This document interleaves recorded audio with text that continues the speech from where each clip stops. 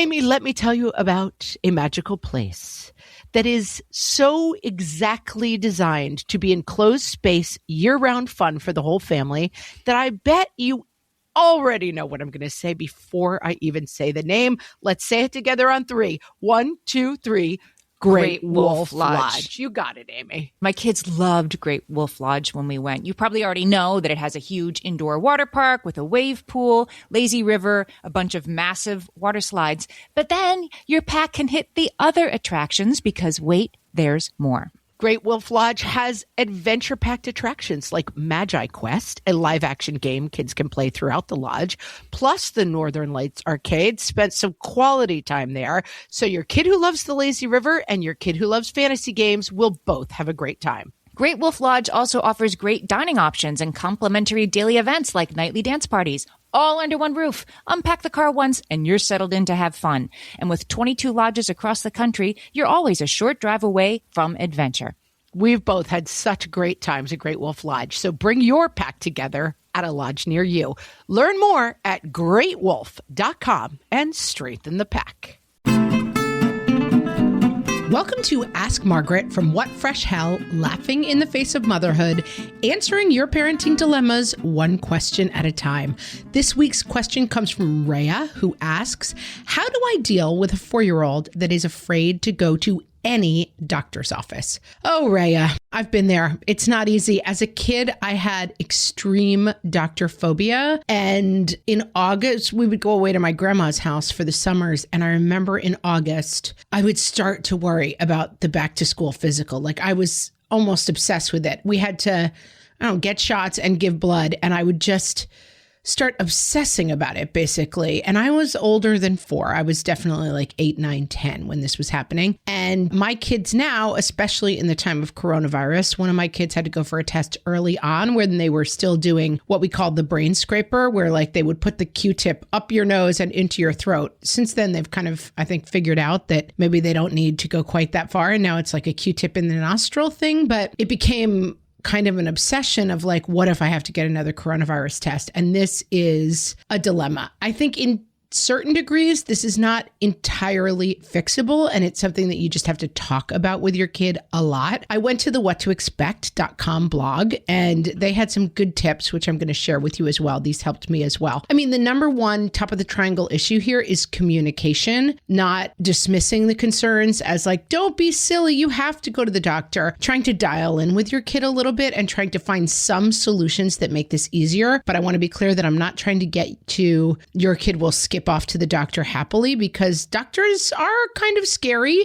Sometimes it involves painful things, and kids are right to be afraid of the doctor. It's a person they don't know that well. It's a very kind of vulnerable and intimate relationship with someone they don't know that well, which is scary for kids. And then there's the shots and blood draw aspect, which can be really traumatic. And so we start with understanding that, and then we dial in on how we can help a little bit. One of the things that the What to Expect blog talks about, which I like a lot, is timing. So I have learned over the years with my kids not to spring any information. So if we have a doctor's appointment, we talk about it a month beforehand, a week beforehand, then the morning before school, because the last thing I ever want to do is say, we have to go to the doctor in 5 minutes, because I know that's not going to go well. Another thing What to Expect suggests is alerting the staff. And I think this can be a little, as Amy's grandma says, tweet. Like you might feel a little bit like that mom calling ahead and saying, I've got a kid who's really, really anxious, but I think it helps to give the doctor's office a heads up and say,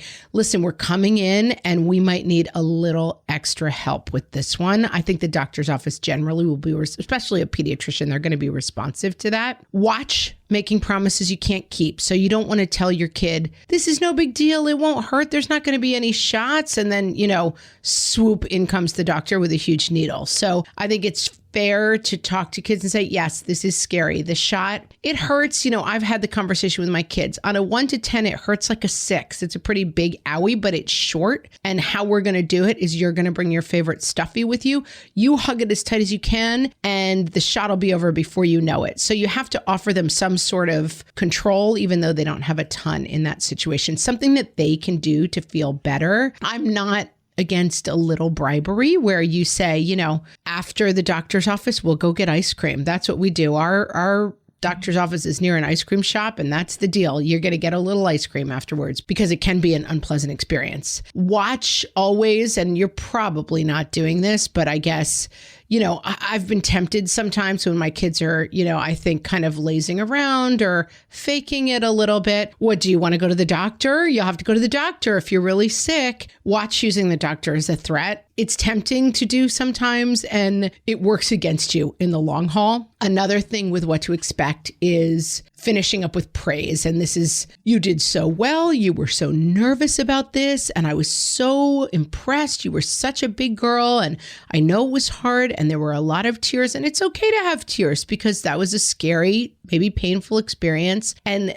leaning into what a good job they did. And then you can dial that back. I mean, you're in this for the long game. You have a 4-year-old. You've got at least, 14 more years of yearly physicals at best. And so you want to build on the positive experiences. I have my kids, I have 3 of them. So the siblings, sometimes I will enlist their help with this. Let's talk to older brother about how it was for him. And if he says to sister, the shot really hurt, but by the time I was done with my ice cream, I wasn't even really thinking about it anymore. That can help. That like a peer experience, a sibling experience is maybe a little bit more meaningful than a parent who's saying it's all going to be okay and the child doesn't trust that much. So one other suggestion from what to expect, which I like, books about going to the doctor. There's plenty of them. Toy doctor kits. Finding ways when you're not at the doctor to make the doctor seem a little bit more approachable. And, teddy bear has a sore arm. What do you think he needs?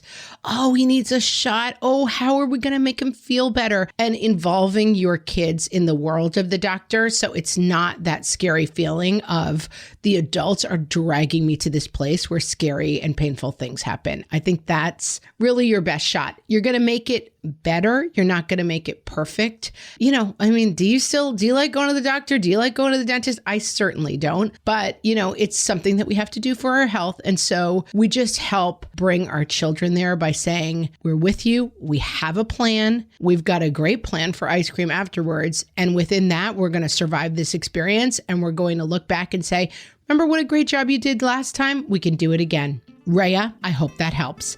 If you have a question for myself or Amy, you can submit them to questions@whatfreshhellpodcast.com. Or if you're not in our Facebook group, you definitely should be because people are always helping each other with their questions there. That's at facebook.com/whatfreshhellcast. And you can join the group and community from there. And we look forward to talking to you next time. Thanks for listening.